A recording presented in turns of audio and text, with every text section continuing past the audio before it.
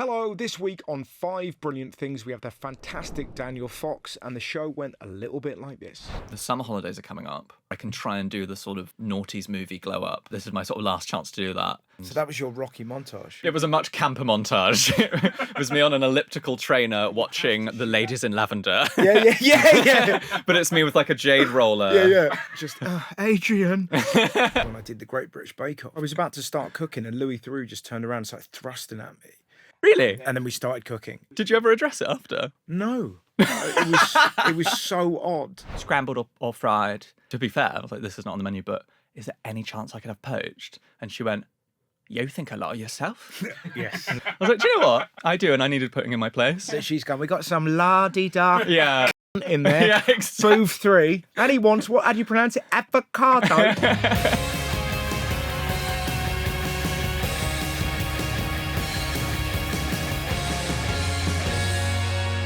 Here we are. Daniel, nice to meet you. Lovely to meet you. What a lovely jumper. Thank you. Yeah, I think it's lovely. I think I look a little bit like if like an old English sheepdog got slashed. Yeah. It's kind of there's a It sort has of an sort of attack Yes. vibe to it. Sort of like suicidal badger. Yeah, a little bit of that, but Yeah. I'm quite. How are you,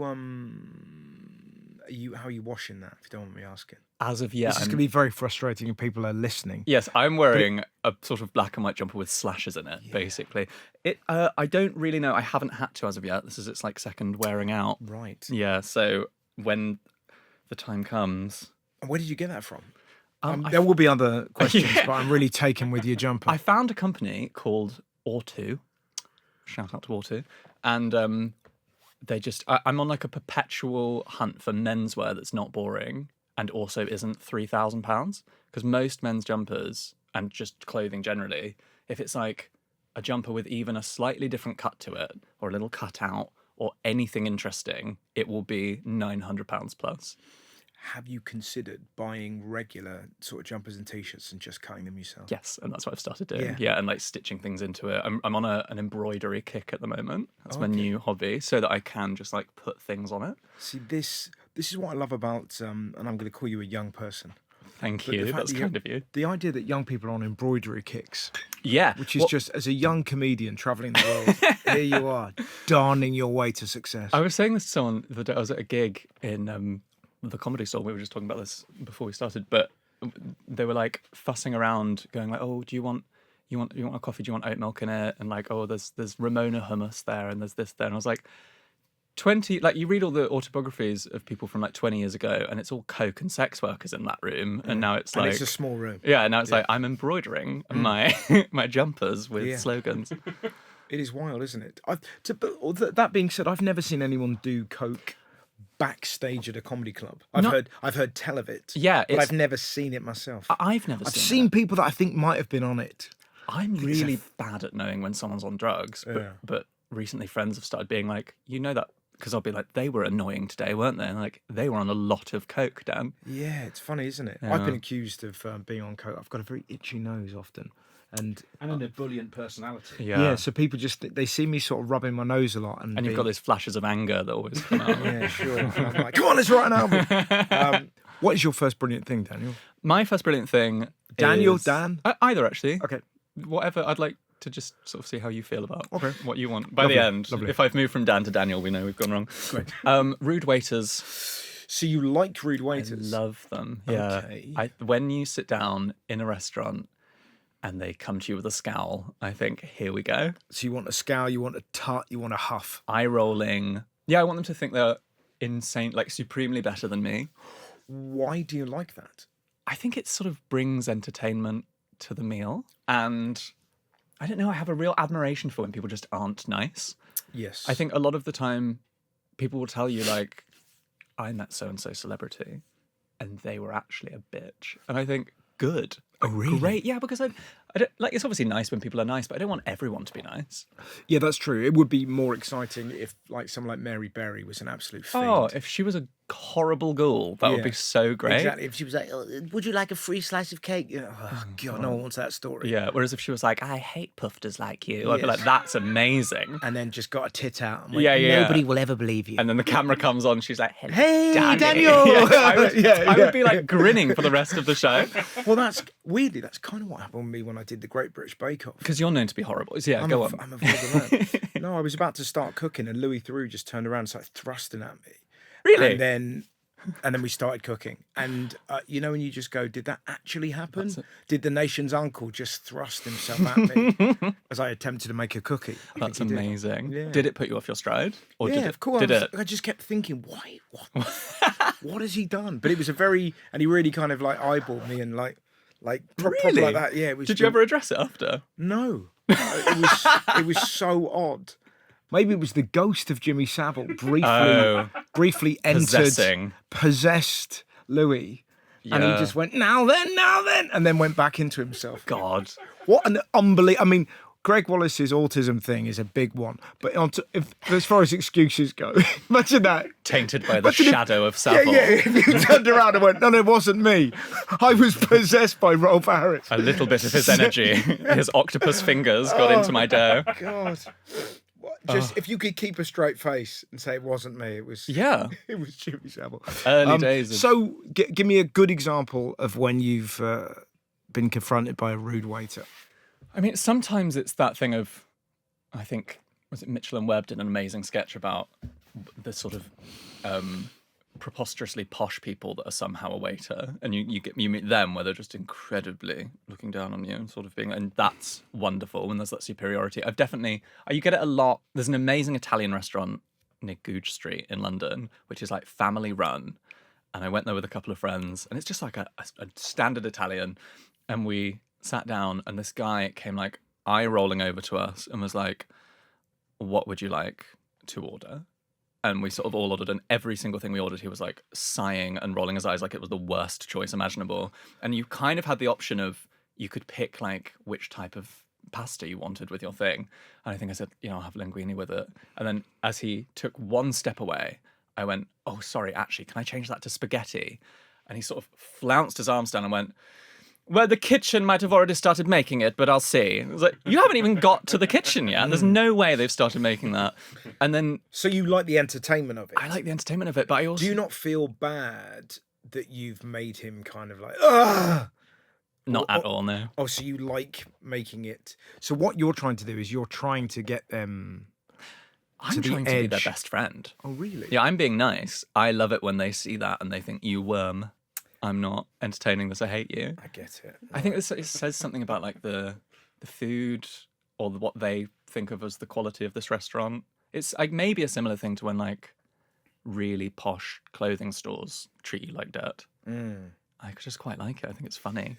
Yeah, and there is something exciting. I'm trying to think about those moments when you don't belong in a place and yet somehow you are in that place. Yeah.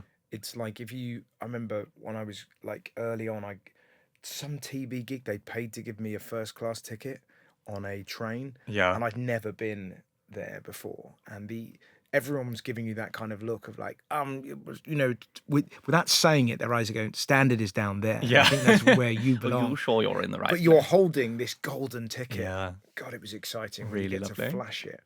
I had a brilliant example. I was in Winchester the other day and I went to get a drink after my gig, and the guy we walked in at the hotel and was like, are you still serving? Oh, it was great.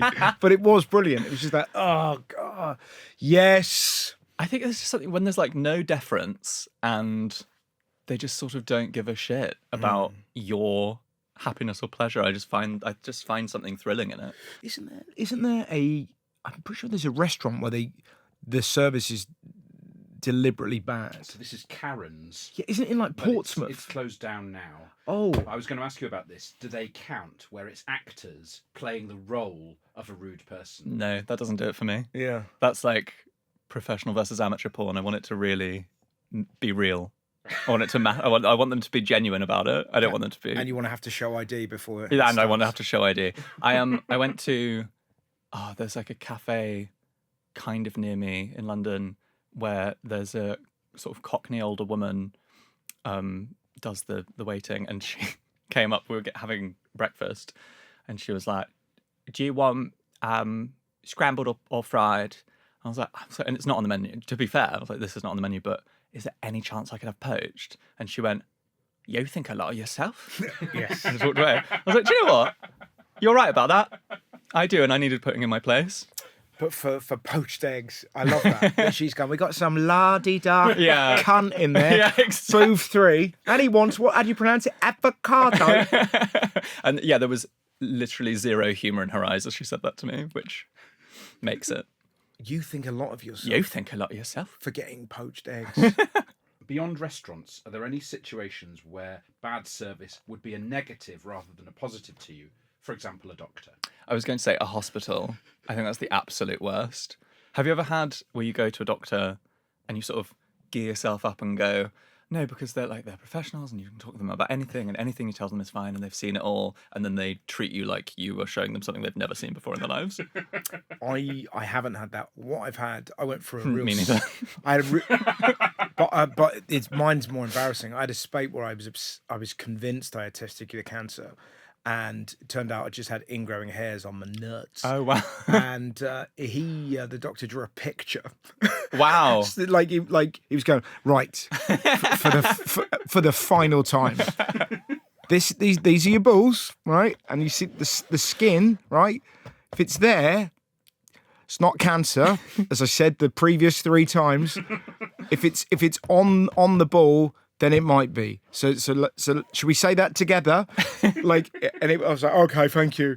So you sure? Yes, I'm fucking sure. Yeah, let me just draw this again. Yeah. But that was that felt bad. Yeah, that I Yeah. don't like. They need to up their game. Yeah, and I know what it feels like to feel like an idiot because my wife is a doctor, so I know that Oh, wow. feeling of just, Oh, that's the dream. is it? Yeah, to be able to let anything wrong with you go, have a look at this. Yeah, but have a look at this because I think it's this. Yeah.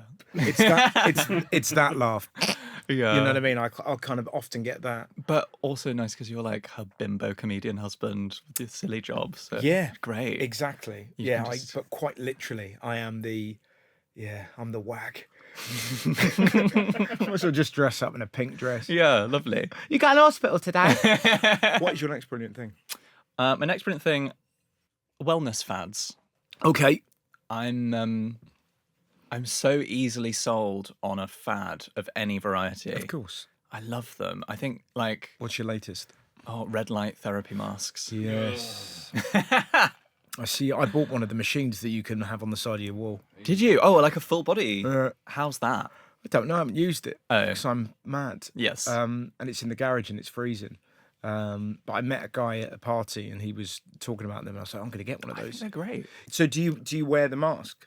Yeah, I'll do like a morning in the mask. Well, Nice. 10 minutes. Yeah. Yeah. That the amount of skincare that I'm going through, the Korean kind of 12-step. What's the Korean 12-step? So this in South Korea, they do like 12 to 16 steps of layers of ointments and lotions and oils and creams and everything. I don't know what they're doing in North Korea, but in South Korea, that's what they're... Yeah, very, very little. It's very different, the skin colour. Because it's the most plastic surgery in the world, isn't it? South I Korea. think it is, yeah. They're in maybe Japan. Yeah, I just love to... I don't know what it is about it that I find something comforting, maybe. But like sort of defying mortality, possibly, of like getting into Irish sea moss, getting into creatine, getting into whatever it is, like the next thing that everyone's getting into. I'd love to try them. The pickle is, are you getting these things from the world of social media? Some of them, but I'm also heavily engrossed in like the skincare forums. I will do my research very heavily. Okay. Yeah, I'm not just like buying kind of the Facebook advert version. That's because I was going to say the tricky thing with it is you kind of you go down one warren and you think, oh, that's quite interesting, and then there'll be another expert that says, no, that's absolute nonsense, and it's kind of How far are we talking? Are you familiar with like rapamycin and metformin and all that malarkey? I've sort of dabbled in. I've actually got a small pot of I can't remember what chemical it's called, but that guy that looks like 35, but he's actually 60-something years old. Brian. Not the one who bleeds his son. Yeah, he is off that. Like, he's the worst. You know, in a similar way that those kind of white kids with dreadlocks are trying to save the planet. You need to stop. Yeah. Because you make people want to burn tires and polar bears. Yeah. He's the same. Yeah. Because he looks like such a peculiar He lizard doesn't man. look young. He looks awful. He looks scary. Yeah. But he'll be like, can you believe? But he's like, can you believe I'm actually 54? I'm like, yeah, Yeah. 100%. Yeah, because do you know why? Your eyes. Because you look... Because your eyes are the saddest eyes I've ever seen. And sort of an aura of evil. Yep. I always think about the carnivore diet, which seems to be sort of the right-wing health fad.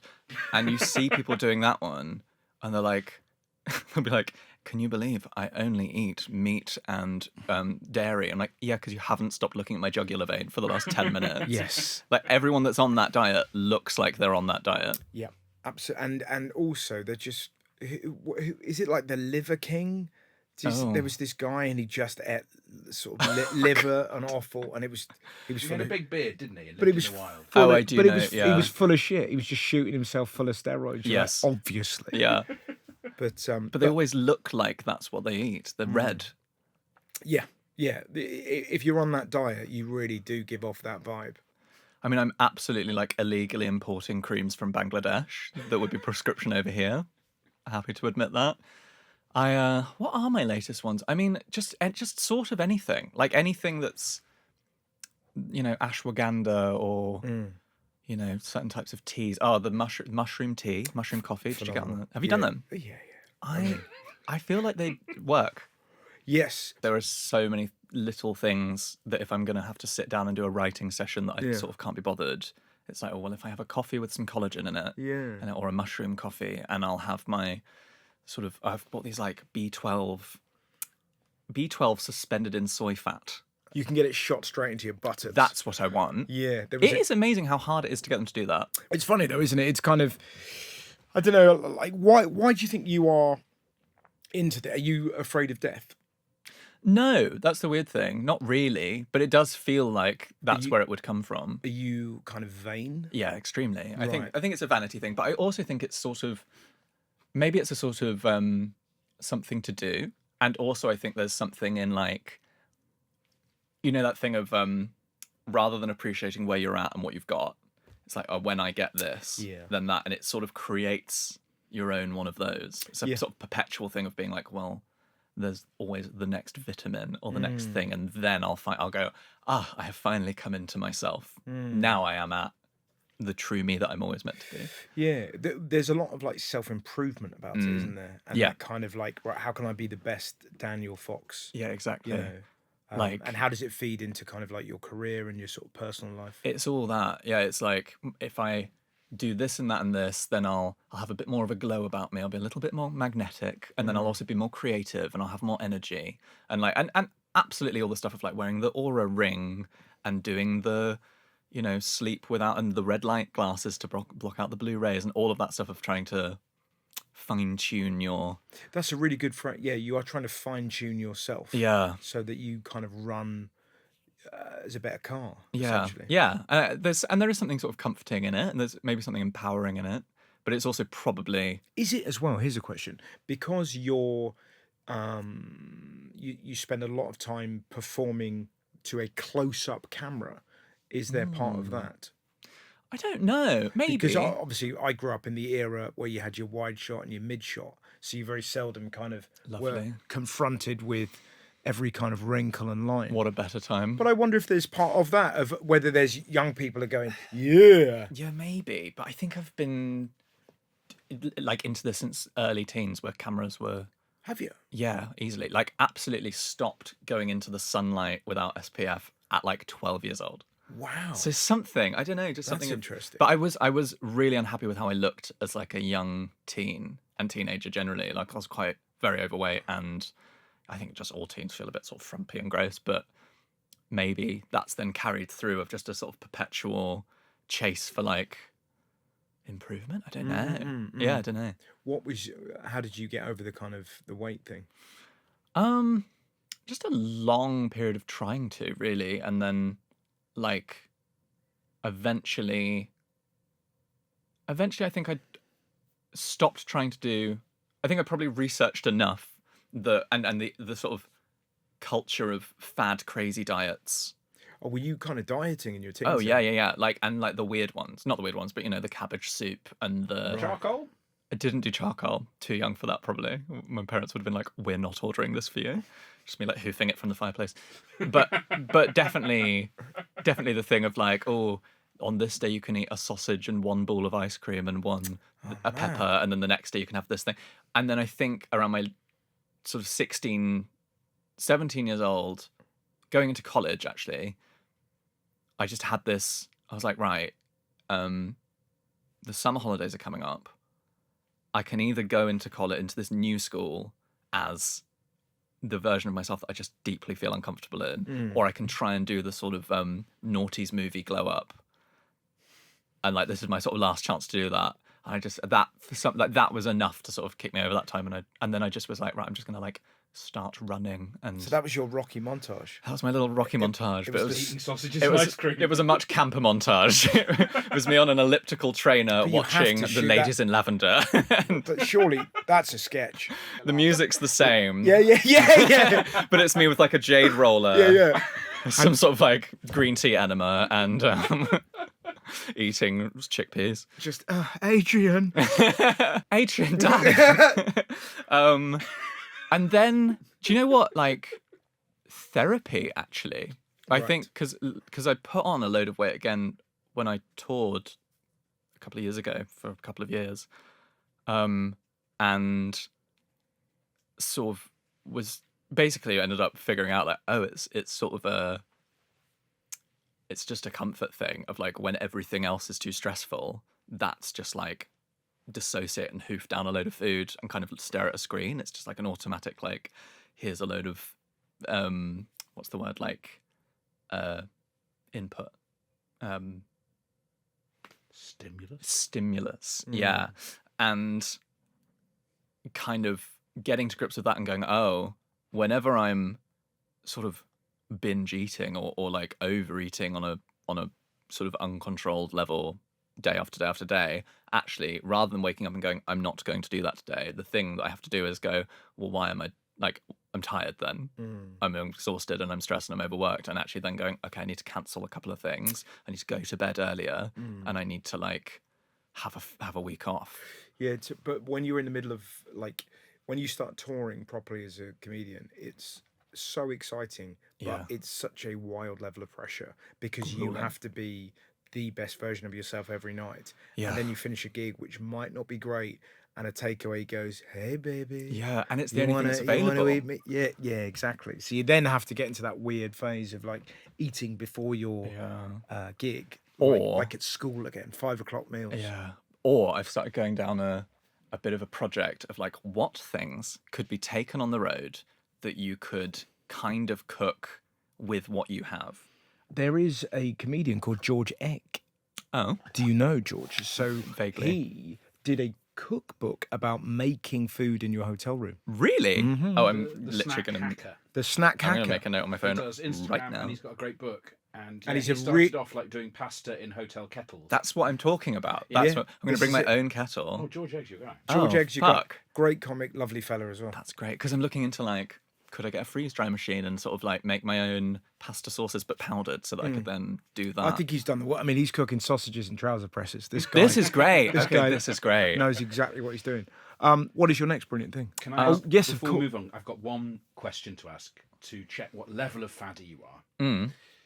Gwyneth Paltrow, Yep. creative genius or capitalist maniac? Both. Yes. Oh my Absolutely both, but certainly a creative genius. Yeah, absolutely. What is the her advent calendar? Sex toy, a different sex toy for each of the 25 days of Advent. How wonderful. Yeah. What a lovely way is it wonderful? to welcome in the season. Wouldn't Christ our Lord have wanted that? Yeah. If the gifts brought to the manger. But just the idea of Santa coming down the chimney, just going, yeah, I'll come back later. Do you not think after day like 18 you might be wanting a day off? No. Wow. But then maybe that's but the project, isn't it? Yeah, and also this is Gwyneth Paltrow's vagina we're talking about. Yeah. So that clearly what we know is it's needy. And Steamed to perfection. yeah, exactly. It's had love eggs in it. You can make that over the hotel kettle. Yeah, good lord. Yeah. But it's had all manner of kind of accoutrements near it, within it, above it, sideways, but so it just needs constant attention. I mean, Have you heard about arsehole sunning? yeah. Have you ever done that? Have I ever done it? No. Sunning, yes. It's perineum sunning. Yeah, Yeah. changed my life. Yeah. Did it? Yeah. Well, it certainly got rid of those neighbours you hated. Yes. That's what it did. We're fucking leaving. Do you know what? Those 9 months in prison really changed a lot. Yes. Yeah. Yeah. It's funny, isn't it? Because when we talk about fads, the problem is because there's a very interesting thing. There's a guy called Andrew Huberman that says Yes. that when you wake up in the morning, if you can get the sunlight in your eyes fairly early, I think within half an hour, and it sort of helps your circadian rhythm. Sort of, I get that, I get the logic of that, and then you're meant to see the sun disappear and it helps you sleep, blah, blah, blah, blah, blah. And then with that knowledge, you go, oh, I wonder what it does to your arsehole. Quite. Well, this is the problem. And listen, if I had guaranteed cover where there was nobody that could catch me doing it, because as far as photos you can never come back from, that's up there. I think that might be the making. Well, yeah, but you know what I mean? Of just kind of, But yeah, I'm sure your assholes of both of you are fine, better than fine. could be better. but this is it. What if they're not at their kind of optimum level? Not fine This is how they tuned. get you. This is exactly how they get them. Well, Mm. Romesh did his TV show where he filmed it with a load of people. That is for me. I mean, good lord, I can't think of any. You wouldn't want a gentle breeze to go past No, when but you were walking, would you? Yeah, well, it's just so absurd. Like there's just like 6 of you in a circle, and the sun's kind of. You're right. Yeah, I'm fine. Winking. Yeah, I am. Well, terrible. talking of human, I bought the Lume something glasses Yeah. because I don't wake up early enough to see the sunrise. So instead, I bought the glasses that shine the light at the right frequency into your eyes. But we're fucked because comedians, you have those like incredibly bright lights every night shining into your eyes. Yes. The light of like the powerful morning. I had spoke to a doctor about energy levels and fads, and he was like, "Well, could you wear orange glasses on stage?" I was like, "Absolutely not." I'm like, "Well, but like," and then he literally said, "But you could sort of make it a thing like Bono." Like, I'm not doing that, so I guess I'll just have to suffer. But Yeah. Well, and also because you've been in fight or flight for the entirety of your Yeah. kind of career. I do think it messes. But it'll get even worse if you went on stage with special glasses. with my special orange glasses. Yeah. Okay. Next brilliant thing. Cold weather. Okay. I'm a big fan. I love to be a bit cold. Okay. It's not very exciting, but Do that's who I you am. do cold plunges? Yeah, I do like that. It's Yeah. on the fad side of things, but yeah, I love it. I love like a sauna, steam, and then ice situation. Yeah. I love a cold shower. I think I'm quite good at that. I take a lot of pride in that. Have you ever swam in a cold ocean?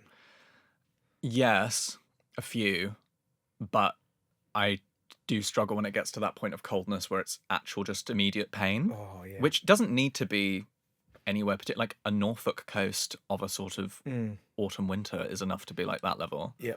Well, the weird one, if you see, there's some videos that I've seen on Instagram where they swim between two kind of holes in the ice. Yes. Have you seen that? And they swim Mad. underneath it, and they've got to get all the way and then come out the other side. Never Like, would I ever. Why would you volunteer to be a seal? Yeah. Like who's ever looked at a seal and went, "That's the life I want"? Oh, if Gwyneth did it, I'd do it, but otherwise, no. And it's sort of also like that's you're sort of combining the horror of a cold plunge with the horror of cave diving with that, which is.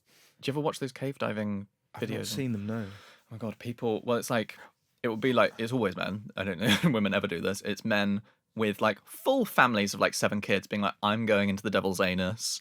Only 1% of people ever come out of this alive, and then they have to sort of wriggle into a space. Oh yeah, I have seen those. Wild. And they always die. Yeah. And they're sort of like, I have to fully breathe out now to be able to get through this 10-meter bit. Like absolutely ghastly. Yeah. It's sort of the ice holes. It's like doing that, and you're cold. Yeah. Wild. But it's not just So what do you like about the cold? And that we've just described the things you hate. yeah, for me it's not the I mean I like the sort of cold plunge and the anti-anxiety and So you'd the like a thrill of that. winter, like Yeah, today, you'd yeah. like a winter's day. Brilliant. I love a winter's day. I just think I'm a layers person. I want to wear a jumper, I want to wear a jacket. Ideally I want to wear a massive fucking jacket. I think maybe it's because I'm quite a sweaty person. Are you? Yeah, which is off-brand, but I'm also like I'll power walk everywhere I go. I'm sort of it's bane of my life. Like keep arriving at sort of important meetings and then sort of having to like dab my upper lip and eyes for the next 10 minutes, and people going, "Are you okay?" Wow. Because I've walked too quickly and it's hot and now I'm clammy. And there's something so nice about just always being a bit sort of just a slight chill, and like you sleep better when it's freezing in the room. Weird, isn't it? I want to wake up toasty under my covers, but my breath literally frosting in the air. Right. Yeah. I think one of my favorite games to play with a friend is if you could have wishes granted by a genie, but the genie's a bit rubbish and he can only give you a 3 out of 10 level wish. Right. One of my first ones would be I want to always feel like it's about 9 degrees outside. What is it? Do you like going for like walks in the cold? I think so. I think most things I like lean towards the dramatic and the angsty, and like my music taste will be more of a sort of like you can't listen to Hounds of Love on a lovely, brilliant summer's day. I hear That's like a grey sky pine forest situation, and that's I think I want to be listening to dramatic music. I want to be holding like a little coffee cup. I want to be in a big coat, and I don't want to be red-faced and shiny, and all of that's a sort of winter aesthetic. Yes. Well, I was just looking at you then because I can't imagine you sort of sweating, but everything about you is very much kind of like, it's got a real Slytherin vibe.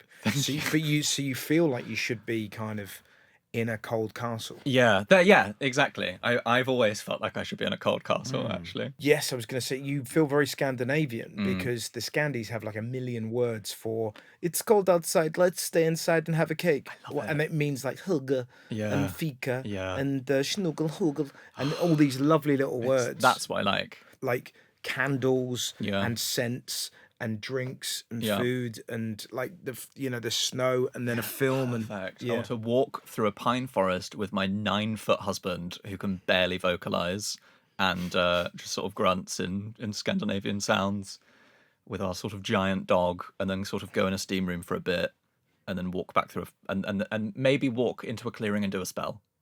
Okay. So that's like where I want to be. Yeah, sure. Emotionally. Rosamund Pike in a pine forest at midnight. Yeah. I mean, you're asking a lot of this shit genie. Do you know what I mean? He's like, right, I couldn't get you a 9-foot husband. I got you one who's 4'2", wouldn't it? He's a good guy, and he does. Beard? He does grunt. He's got a beard. Yeah, okay. I can give him that. Right, yeah, there you fine. go. I can crouch. It's so funny though, but I love the idea that you've imposed these very British rules upon your fantasy. We've got a genie, but he's shit. Yeah, like you can't even fantasize in the dream. Imagine if you won the lottery, but hardly any. No, it would be if you want to. You can't win the lottery, but he can give you 3 of the numbers every week. Yeah, it's so funny. I wonder where that comes from. You can fly, but only to the left and only at like 1 mile an hour. You can fly, but only if you're on a Ryanair flight. Yeah. you and you are levitating in the plane. I was like, fucking hell, that geezer can fly. If you're not flying. Really. No, it's actually quite annoying because I forgot to put my seatbelt on and I'm just... What is the next one thing? ASMR. Okay. Are you familiar? Okay. Yes. Thank you for that. Yeah. Yeah, it's massively gaining... For people who aren't familiar. So, for people who aren't familiar, it's a sort of rapidly growing... I mean, it's huge now, but sort of trend of people making videos where it will be... I mean, it started off as like people whispering, and then it's going to like people tapping on things and just making like pleasant sounds, but it can also be someone folding an origami napkin, or it's all things that are soothing and sort of make you feel a bit sleepy to watch, but it means autosensory meridian response.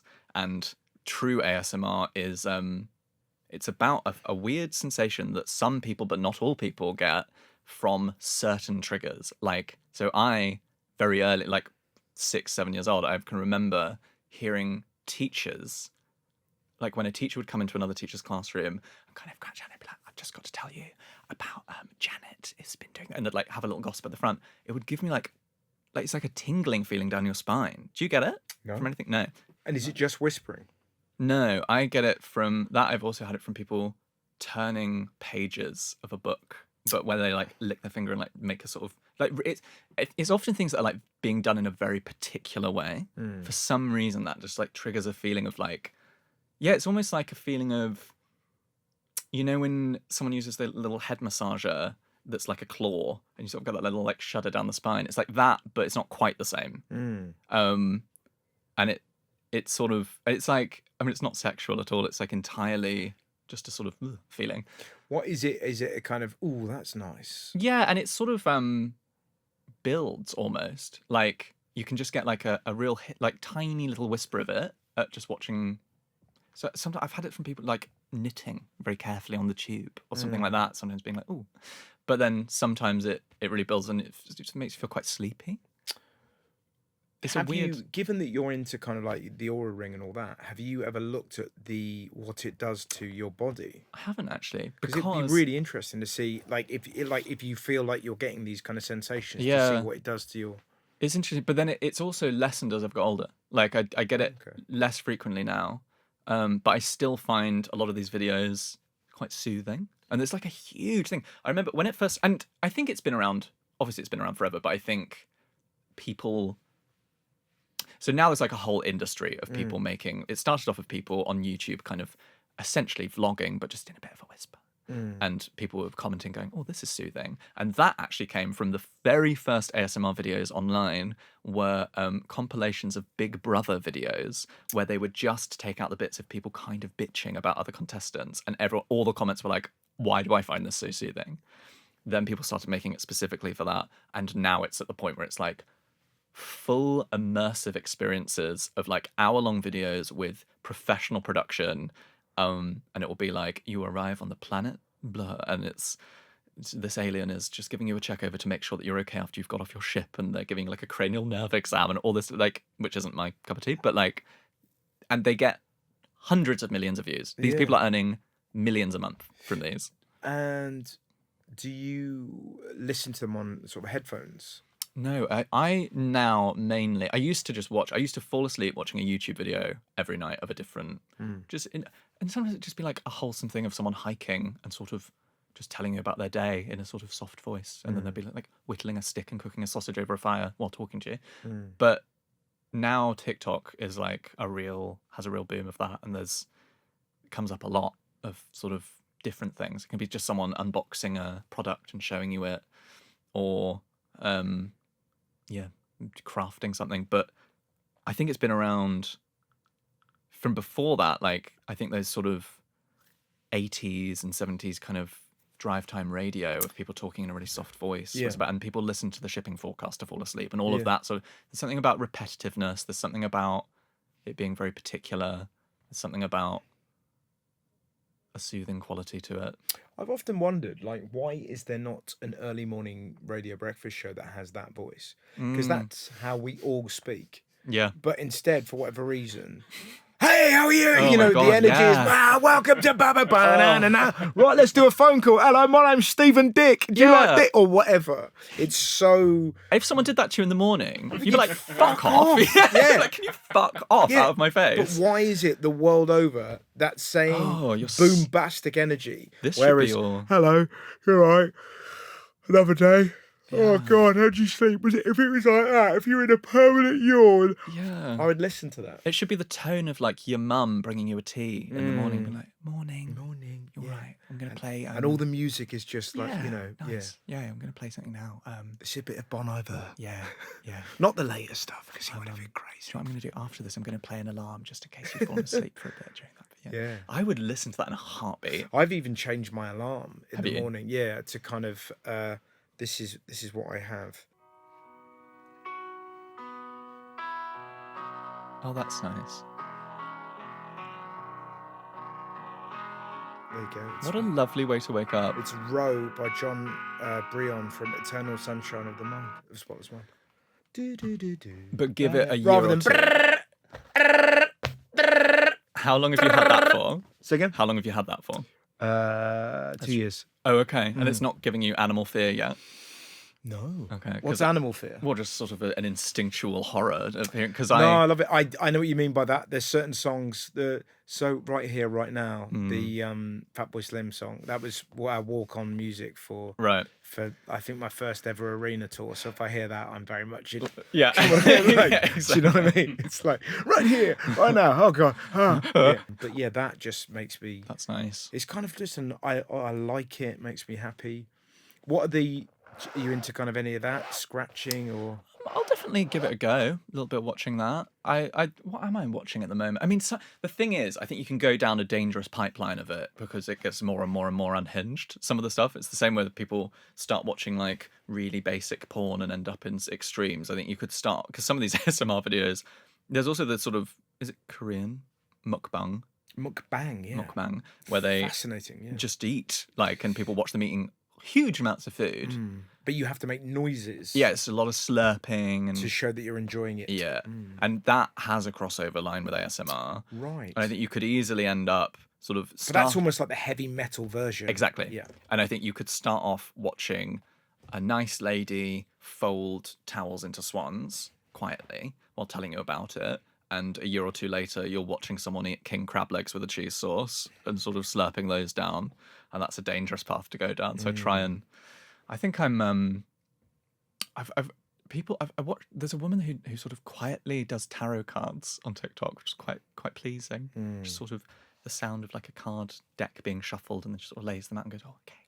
Well, that's the 7 of Pentacles, and that means you're going to have a lovely day." And you sort of go, "Thank you for that." Wow. I wonder what it is you're getting from it.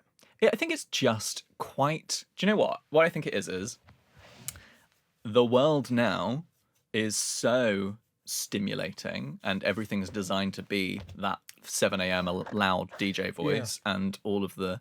So it's quite nice that there's this balance of a different type of content, which is just like putting a baby in front of a washing machine and being like, "Look at the colours," and it's making a nice swishing sound, isn't it?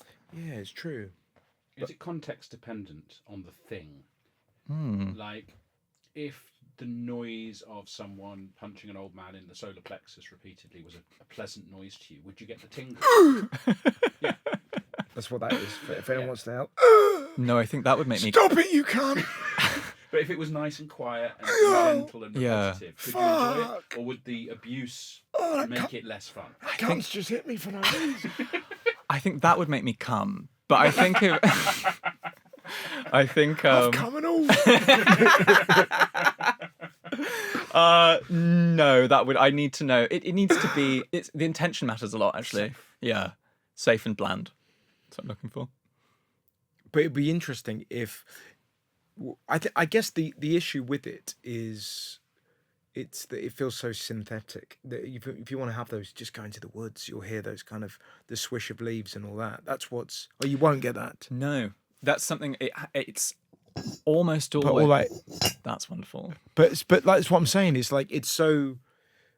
What is it that people are searching for? This is why I'm like, I don't know, because there's also something about the thing being unintentional. Do you know what? I think I probably get less of a response to it now because I know that the people are trying to get me to have that response to it. Yeah. And it's people reading or people whispering in a library or teachers having a little gossip. It's something about they're just sort of doing their own thing and they don't really want me to be listening particularly. Yeah. That is part of it. And I don't even need to be able to hear what they're actually saying. Yeah. It's not like I'm eavesdropping. I'm getting pleasure from that. It's they're doing that. There is a context element to it. It'll be some strange mammalian quirk of like that meant that you were hearing your species around you, or so. And you say it isn't sort of sexual, but like, have you ever had sex and had someone speak really quietly with you? No, it's a total. It really is like so unsexy. It's so much, but it feels so sexy to someone who doesn't know what the feeling. No, Do you know what I mean? That's always the thing. People go, "Oh, well, that's but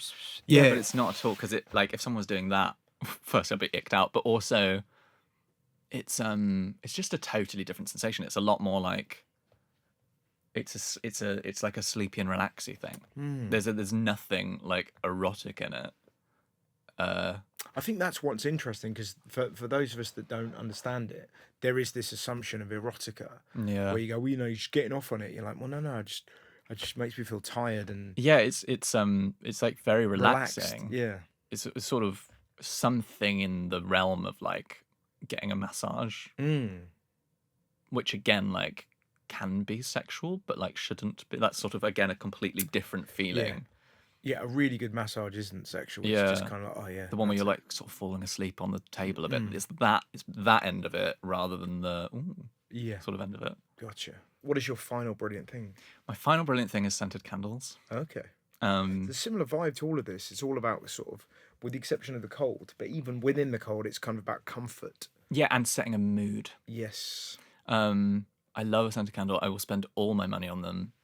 I think when people say, that sort of boomer thing of going, well, the reason young people can't afford homes is because they spend all their money on avocado toast and coffee. I always think like, yeah, you got me there. That and a scented candle, yeah. Like fully, yeah, you're right. Do you like to put your fingers in the kind of like wax and then? Not with a scented candle. Okay. I love doing that with a candle and definitely spent my childhood sort of making rivulets of wax and then sort of building. Did you ever do the thing of building a new candle around like if you twist up a little bit of a napkin and you dip it in the wax, the napkin becomes the wick Wow. because it soaks up the oil and only the oil's burning instead I did not know I used to do that. that all the time. Fun thing to do at a posh restaurant. Yeah. But You're like an origami pirate guy. this is why waiters hate me. Yeah. You think a lot of yourself. Yeah, exactly. Being a chandler in my cafe. But with a scented one, no, because there's all the essential oils in there, and then it sort of grows actually on your hand. It's not a pleasant feeling in the same way. But What's your favourite smell? I have a few. You know that thing where they say you can associate a smell or a flavour with an activity. Yeah, and it's then meant to be great for memory. Isn't really it? good for memory, but you can also do it with like work and feeling motivated. And I did it when I was at university I bought one of those Muji canned candles and it was a log fire smell. And I just sort of had that burning whenever I would like be working on an essay. And forevermore, I now associate that smell with like, well, that's me sitting down and doing hard work. So if ever I'm like have a thing to write, like a script to work on, I don't have to, but I get one of those burning. Or the fancier version of that is the diptyque Feu de Bois candle, but they're both log fire smell. And it really helps. Like a black coffee, maybe a teaspoon of collagen in there, and that candle, the smell really kicks me into a vibe of going like, okay, I'm going to work now. Yeah. What did you do at uni? Literature. And sort of nothing really stand up. Did you start stand up at uni? Whereabouts? I went to King's, so I was like in the Okay. middle of. Yeah. I just applied for 5 London unis because I just knew I wanted to move to London. Yeah. What made you get those scented candles at university? Because when you're skint, that is a huge thing to spend money on. I think because I wasn't spending my money on clubbing and drinks largely, I was spending it on those things. Maybe. So why weren't you spending? You just not your It's thing. not majorly my thing, yeah. Especially then. Maybe more now, if anything, than it was then. But like I was sort of quite a stuffy teenager and early 20s, and yeah, just I love like a luxury thing to tell that, and yeah, I don't know. There's something about like the way that a scented candle will create an ambiance of whatever you're doing, and I like to have seasonal smells in the house. I'm very obsessed with like the house smelling nice, actually, and like seasonal smells, and ideally a day and a night version of each. Okay. So like a wintry one would be maybe a daytime might be a pine smell, Right. like a sort of pine forest situation going on. But then the evening you might go sort of clementine and cinnamon Yes. for a more cozy evening vibe. Yes. I see that. But I've spent too much money at like diptyque and Loewe and those. In a pinch, would you joss stick? Oh, absolutely, I'll just stick. I am planning. There is an ESOP just by the studio we're recording in, and I'm going in there immediately after we finish this to buy. Really? They do quite nice. It's insanely. It's too expensive for what it is, but it is really nice incense sticks. Actually, they do 2 that smell like poo and 1 that smells really nice, and you have to find the version that's nice. Yeah. I would I would like to watch somebody sniff those to figure out like, oh, that's shit. That's the one. That's it. Yeah, 2 of those, please. I'm just getting over. I've just been punched in the solar plexus, and I'll come everywhere. Oh, it's nice to see that he's well there. He's going to be all the way through the show. How much do scented candles cost? Someone has never bought Russell, honestly. one. Are they wildly expensive? It really depends, because obviously you can get like a Yankee Candle, but if you do that, then you have to kill yourself. But if you get a Yankee Is that Candle, not basic bitch? yeah, that's basic bitch. Look at you learning all the lingo. What? No, something so fantastic about leaning in with your chords going, is that what's known as, is that what the young people call a basic bitch? No. Okay. Is that basic bitch or Yas Queen? Which would you say that is? 6, sir. Very good. Very good. It really depends. So like a you can go mid-level to like a Muji or a sort of a Neom, and they'll be like reasonable, 20 quid, 30 quid. Wow. But So it's kind of like wine. truly. That you could, so presumably a high-end one could cost you hundreds. Yeah. So Loewe does a nice one, and so does Diptyque, and they will be for like a standard candle size. That's going to put you about 100 to 120. Wow. And then they do big ones. Yeah. Well, they do a normal size big one. That will be like 200 and something. Really? And then like a bucket size one that's like, I don't even know, 500 pounds or something. Wow. Insane. And they are lovely, but like, So that would be just an amazing Christmas present for you. yeah. If somebody got you one of those, you're like, oh. Oh yeah, there's a great one, Saint Eval. They're lovely. Saint Eval, who do I would love to be called Saint Evil, by the way, but Saint Eval they do really nice ones that are reasonably priced, and they also do an advent calendar of tea lights, scented tea lights, and that's so great. What a great idea! If you wanted to, you could shove those up your fanny. You could shove those up. Well, Gwyneth Paltrow's candle, Yeah, Of course, she had a candle called that. This candle smells like my vagina. No. It smelt like her orgasm. That was it. Would you have a sniff of that? Well, no, but I don't think anyone ever has. Like, I don't think, in sort of a straight relationship, you've never made a lady come and gone. Yeah, you could flog that. Bottle that. You could light that and sell it, and people who lived in Notting Hill would definitely light that on fire. Interesting. That was 58 quid for Gwyneth Paltrow's Oh, orgasm, which is mid-range. cheap. Yeah, it's a Yeah. cheap. Isn't that crazy? Cheap though? orgasm. But it's so interesting how when you know nothing of a world, and then when you hear about pricings of it, it's so fascinating. It's a bit like talking about, like, I imagine you don't know a lot about football boots. How dare you? Exactly. And yet I would be able to go, what do you mean you don't know how much a Predator costs? Yeah, Do you know what I mean? not one thing. But let's just stop for 1 second on how strange that is. One of the best football boots is called the Predator. Yeah. It is strange. Do you know who I bet wears those? Yeah, well, Louis Theroux. Louis Theroux, yeah. If I'd have looked down, he's wearing a pair of Predators. And nothing else. But they weren't his. They were lent him by Jimmy Savile. Wow, so interesting. Yeah. So it almost feels like your perfect day would be listening to a wellness podcast in ASMR mode Oh, yeah. with a nice scented candle on the go. It's very snowy outside. And I've forgotten the fifth thing. Someone brings me a coffee. Yes. And And they just throw it throw at it in my yeah, face. Yeah. And then spit on you. Yeah. And, And you go to bed happy. then Sven dries me off and carries me to bed. Yes, of course he does. And he doesn't even have to leave because he's got such a long arm. Yeah. Just oh. lifts you up. Oh, I'm not in Pops bed. you I'm just down. resting on Yeah, his yeah, bicep. exactly. You just That is genuinely. I got a flutter of joy at the idea of that. All of that. I really enjoyed that. It was fucking great. Oh, thank you. Ladies and gentlemen, the wonderful Daniel Foxx.